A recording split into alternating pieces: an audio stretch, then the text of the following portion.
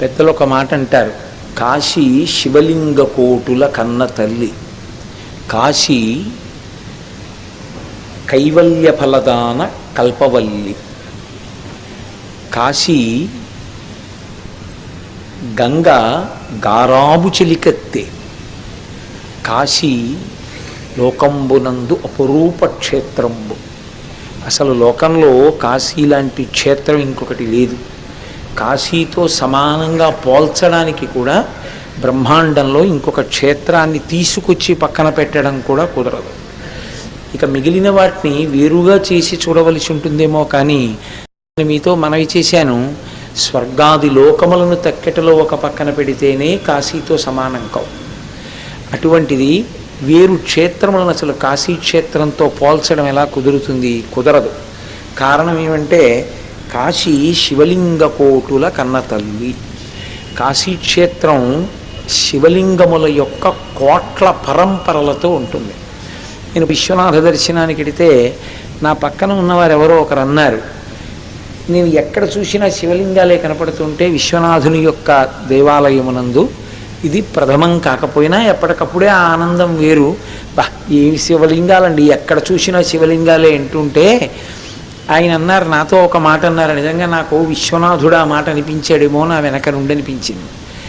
కాశీలో శివలింగాలు దేవాలయాలకు వచ్చి చూసినప్పుడు మీ కంటికి కనపడుతున్నవి కావండి.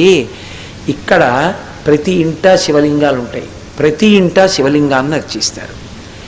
నిజంగా అంటే కాశీ ఎన్ని శివలింగములతో నిండిపోయినటువంటి క్షేత్రమో చూడండి.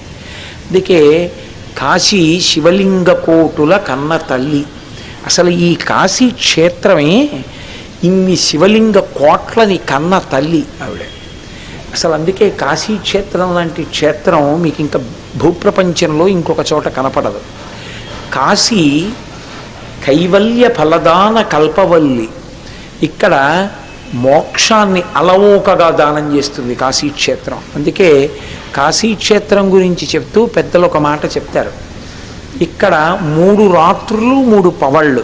చాలామందిలో ఒక అపప్రథ ఒకటి ఉంటుంది, పొద్దున్న ఎక్కడికైనా వెళ్ళిపోవచ్చు కాశీ వదిలి, రాత్రి వచ్చి కాశీలో పడుకుంటే చాలు. 3 రాత్రుల్లో 5 రాత్రుల్లో 9 రాత్రుల్లో రాత్రులు కదండి అన్నారు, అందుకని రాత్రి వచ్చి పడుకుంటే రోజు కింద లెక్కకు వస్తుందని కాదు.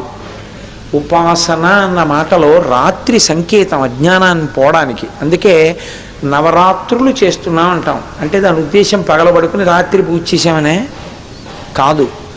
నవరాత్రులు, వసంత నవరాత్రులు, ఏవి చేసిన గణపతి నవరాత్రులు రాత్రి శబ్దంతో చెప్తారు. కారణం ఏమిటంటే రాత్రి అంటే చీకటి, చీకటి యందు ఉన్న వస్తువు ఉన్నట్లు కనపడదు మీకు.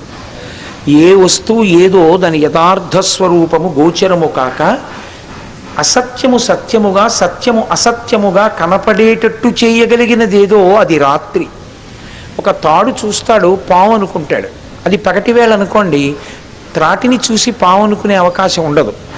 అసలు ఆ పగలు చాలా, వెలుతురు చాలా, ఆ జ్యోతి చాలు, కాంతి చాలు, చాలు.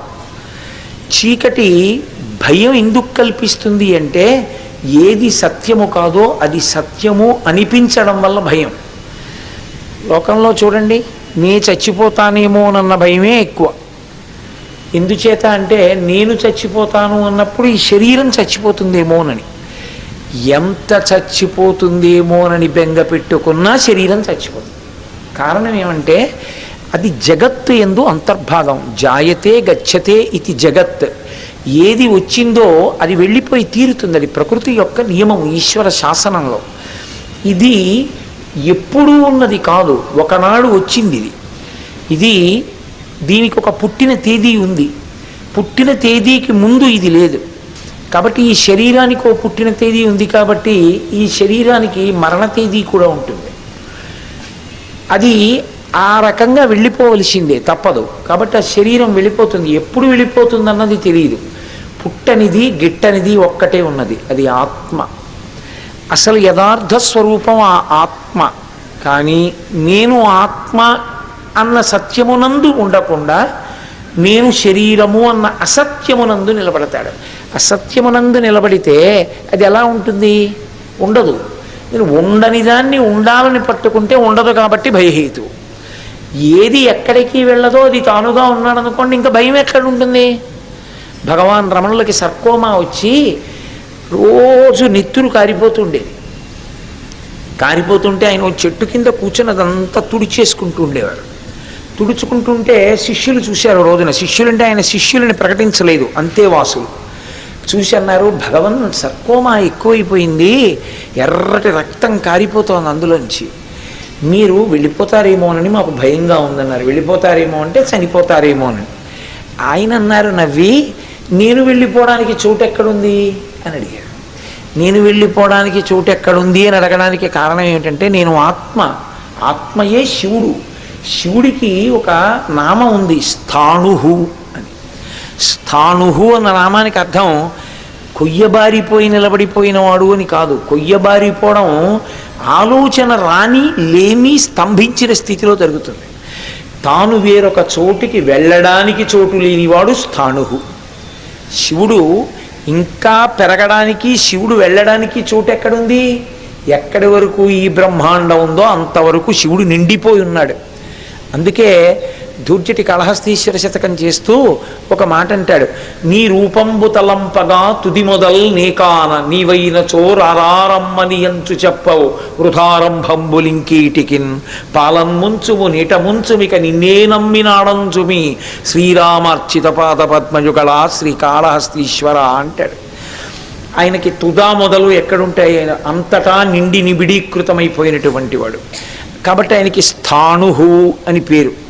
అటువంటి స్థాణువు అని పేరు కలిగినటువంటి శివుడెవరో ఆయనే నేను అంటే జ్ఞానమునందు ఆత్మయే తాను. అందుకే శంకరాచార్యుల వారు ఒక అద్భుతమైనటువంటి పంచకం చేశారు, కాశీ పంచకము అని. అసలు మీరు అది వింటే ఆశ్చర్యపోతారు. అందులో ఆయన అన్నారు, నేనే కాశీ అన్నారు. అసలు అది ఉంటుంది, తాను కాశీగా మారడం ఎలాగో చెప్పారు ఆయన. అసలు ఆ స్తోత్రం వింటే ఒళ్ళు పులకరింతలు వస్తుందన్నమాట. అంత గొప్ప పంచకం చేశారు ఆయన కాశీ మీద. అంటే కాశీకి వెళ్ళడం కాదు, తాను కాశీగా ఎలా మారాలో చెప్పారు శంకరాచార్యుల వారు. అలా ఎవడు మారుతాడో వాడు ఆత్మ, వాడు ప్రళయమునందు కూడా ఉండేవాడే అవుతాడు. కాబట్టి అదిగో ఆ స్థితిని పొందడం సత్యమునందు తాను ఊంచుకోవడం, తాను సత్యముగా నిలబడగలగడం. అలా సత్యముగా నిలబడగలిగినటువంటి వాడు ఎవడున్నాడో వాడికి ఇక భయమన్న మాట ఉండదు. ఎందుకంటే భయపడడానికి అసలు రెండో వస్తువు ఎక్కడుంది? ఇంకో వస్తువు ఉంటే భయం. ఉన్నది ఆత్మ ఒక్కటే. అందుకే శంకరులు అద్వైతం, శంకరులు అనడమేమి, వేదమంది అద్వైతం, రెండు కానిది ఒకటి అని శంకరులు అన్నారనుకోండి, పక్కన ఇదొకటి అదొకటి అని ఒకటిని రెండు మూడు ఎన్నైనా చేస్తారేమోనని ఆయన అసలు రెండు కానిది అన్నారంటే ఒకటి అని. అయినా తర్వాత అయింది వేరు మాట అనుకోండి. కాబట్టి అద్వైతం, ఉన్నది ఒక్కటే వస్తువు, ఇక రెండో వస్తువు లేనప్పుడు భయం దేనికి? ఉన్నది ఆత్మ ఒక్కటే. సభాభ్య సభాపతిభ్యశ్చ ఓ నమో నమో అంటుంది రుద్రం. రెండు లేవు, ఆ సభ ఈ సభాపతి ఒక్కడే శివుడు. కాబట్టి ఆ కాశీక్షేత్రంలో ఉండేటటువంటి మహాత్మ్యం ఏమిటి అంటే, అది కైవల్య ఫలదాన కల్పవల్లి, అది మోక్షాన్ని ఇస్తుంది. ఇవ్వడంలో ఈ కాశీ పట్టణానికి ఉన్న గొప్పతనం ఎక్కడుందంటే, రాత్రివాసము అంటే చాలామంది ఏమనుకుంటారంటే, రాత్రి కాశీలో ఉండి పొద్దున్న గడియళ్ళు వచ్చి ఇచ్చనుకుంటూ ఉంటారు. లేకపోతే ఏదో ఇంకో చోటుకి వెళ్ళి రావచ్చా అండి అంటుంటారు. కాదు, కాశీయందుండుట అన్న మాటకు అర్థం ఏమిటో తెలుసా అండి? పంచక్రోశముల యందు ఉండుట. దీనికి విస్తీర్ణం ఏది చెప్పబడిందో అందులోనే ఉండాలి. పగళ్ళు రాత్రులు కూడా ఇక్కడే ఉండాలి. అలా ఉంటే ఏమవుతుంది అని అడుగుతారేమో. పరమేశ్వరుడు ఒక వరం ఇచ్చాడు. అగస్త్య మహర్షి యొక్క వైభవంలో చెప్తారు, ఎవరైనా 3 రాత్రులు 3 పవళ్ళు కాశీపట్టణంలో ఉన్నారనుకోండి, ఎక్కడికి వెళ్ళలేదు, ఈ పంచక్రోశముల మధ్యలోనే ఉండిపోయారు. అలా ఉండిపోయాడు. ఆయన ఏం చేయలేదు, ఇక్కడ ఆయన ఉండిపోయాడు అంతే. 3 రోజులు, 3 రాత్రులు ఉన్నాడు, 3 పగళ్ళు ఉన్నాడు. అలా ఉన్నవాడికి రాజసూయము అశ్వమేధము చేసినటువంటి ఫలితాన్ని ఆయన ఖాతాలో వేస్తాడు. అంటే అసలు కలియుగంలో అశ్వమేధయాగం లేదు. కలియుగంలో అశ్వమేధయాగానికి ప్రత్యామ్నాయం ఏమి అంటే అనాథ ప్రేత సంస్కారమే. మనుష్య శరీరము అనాథ ప్రేతముగా పంచభూతములలో కలవకూడదు, అది వేదం యొక్క నిర్ణయం. అందుకే అనాథ ప్రేతం కనపడింది అనుకోండి, దానికి సంస్కారం ఎవరు చేస్తారో సమంత్రకంగా కలియుగంలో వారు అశ్వమేధ యాగం చేసిన వారితో సమానం. కాశీలో వచ్చి 3 రోజులుంటే, మళ్ళీ 3 రోజులంటే పగళ్ళ రాత్రులా అని అడగద్దు నన్ను, రాత్రులు పగళ్ళు కలిపి ఉంటే అటువంటి వారి యొక్క ఖాతాలో, జీవుడి ఖాతాలో వీడు అశ్వమేధ యాగం చేశాడు, రాజసూయ యాగం చేశాడు అని వెయ్యండి. అందుకే కాశీ ఎందుకు ఎడతారో తెలుసా అండి? కాశీ వచ్చి చెయ్యాలని ఏం లేదు, కాశీ వచ్చి ఉండు చాలు, నువ్వు చేసేసినట్టే. నువ్వు చేయగలవా సశాస్త్రీయంగా రాజసూయ యాగం? కుదురుతుందా ఈ రోజుల్లో? నువ్వు రాజ్యం ఎలా పట్టాభిషేకం చేస్తావు, నువ్వు ఎలా గుర్రాన్ని వదులుతావు, అశ్వమేధం ఎలా కుదురుతుంది? కుదరదు, అసలు కలియుగంలో లేదు. లేకపోయినా ఫలితం ఎందుకు ఇస్తారంటే ఒక్క కాశికావాసము వలన ఇస్తారు. ఇంత తేలికగా పుణ్య సముపార్జనమునకు వేరొక స్థానము బ్రహ్మాండమునందు లేదు జీవుడికి. పనికి మాలిన చోట్లకి వెళ్ళి ఉంటాం, 3 రాత్రులు 3 పగళ్ళు ఇక్కడికి వచ్చి నిన్ను కటికోపవాసం చెయ్యమని చెప్పలేదు. ఇంద్రియ నిగ్రహంతో ఉండాలి, భగవంతుని యందు మనసు పెట్టి ఉండాలి. కాలకృత్యములు తీర్చుకునే సమయంలో కూడా పరమేశ్వరుడు స్ఫురణ యందు ఉండాలి. నిద్ర లేస్తూ ఒక్కసారి తెలివి వచ్చి లేచి నిలబడగానే ఓం కేదారేశ్వరాయ నమః, ప్రదోష వేళ కాగానే ఓం కేదారేశ్వరాయ నమః, చాలా 2 నామాలు.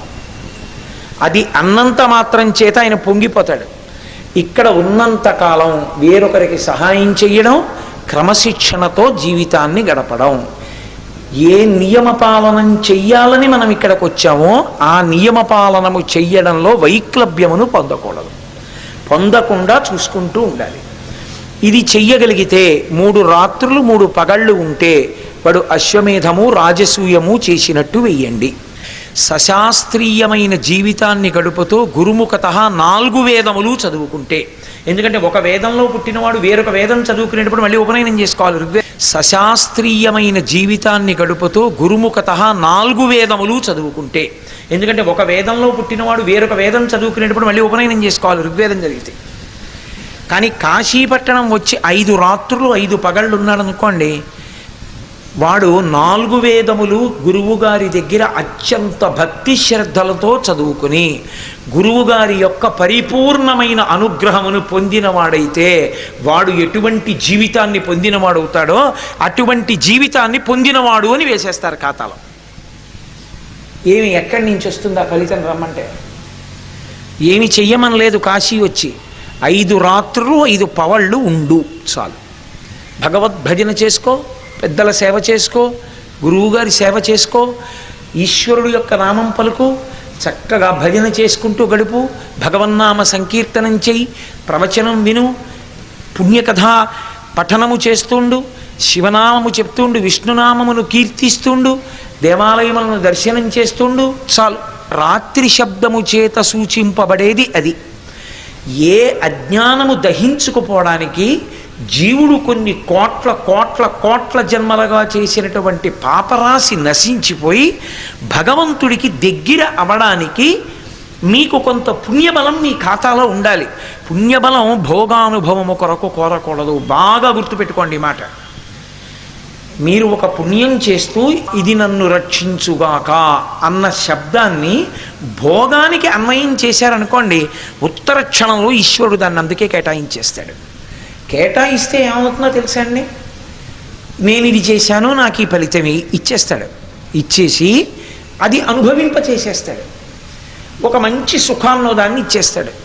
మీరు అలా నడిచి వెళ్తున్నారనుకోండి, మీ చెప్పులు పట్టుకొచ్చి అక్కడ పెడతారు. అయిపోయింది మీకు అక్కడతో ఓ పుణ్యం. మీరు అడిగారే, నాకు భోగం కావాలన్నారు, నీ చెప్పులు అట్టుకొచ్చేవాడు పెడతాడు నీ కాళ్ళ ముందు. పెట్టారా లేదా? ఇప్పుడు అయిపోయింది నీ పుణ్యం. అది కావాలా? ఆ పుణ్యం పరమేశ్వరుణ్ణి చేరుకోవడానికి అడ్డొస్తున్నటువంటి అడ్డంకులను తొలగించేదిగా, మార్గం చేసేదిగా కావాలా? అలా చెయ్యాలనుకుంటే దాన్ని భోగంగా మార్చమని అడగకూడదు. అందుకే ఏది చేయించినా ఈశ్వరుడు చేయించాడని ఈశ్వరుడికి ధారపోసేస్తాడు.